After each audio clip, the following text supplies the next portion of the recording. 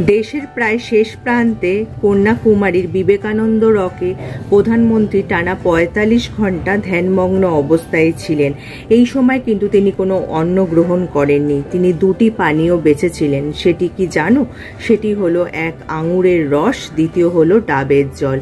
এই দুটি তিনি নিয়েছিলেন শরীরকে সুস্থ রাখার জন্য।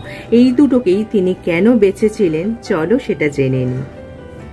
বিশেষজ্ঞরা বলছেন যে এই ডাবের জল আর আঙুরের রসে প্রচুর পরিমাণে অ্যান্টিঅক্সিডেন্ট থাকে, যা শরীরকে তরতাজা রাখতে সাহায্য করে। এছাড়া এই ডাবের জল আর আঙুরের রসে প্রয়োজনীয় ভিটামিন এবং মিনারেলসও পাওয়া যায়, যা শরীরের জন্য খুবই দরকার।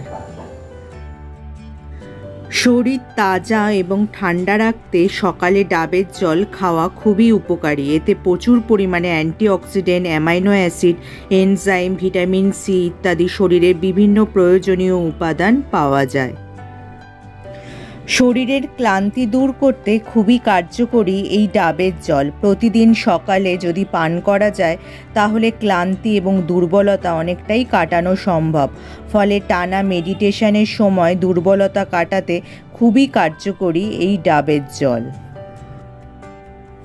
এছাড়া আঙুরের রসে আছে প্রচুর পরিমাণে ভিটামিন সি।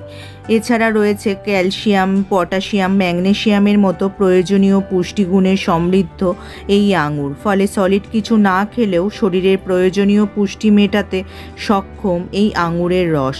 আঙুরের রস আবার শরীরকে ডিটক্সিফাই করতেও সাহায্য করে। এটি অক্সিডেটিভ স্ট্রেস কমায় এবং অনাক্রমতা শক্তি বাড়ায়। ফলে টানা মেডিটেশনের সময় এই পানীয় খুবই কার্যকরী। আঙুরের রস ও ডাবের জল উভয়ই পটাশিয়াম সমৃদ্ধ। ফলে এগুলি পান করলে রক্তচাপ নিয়ন্ত্রণে থাকে এবং হার্ট সুস্থ রাখতেও সাহায্য করে এই দুটি।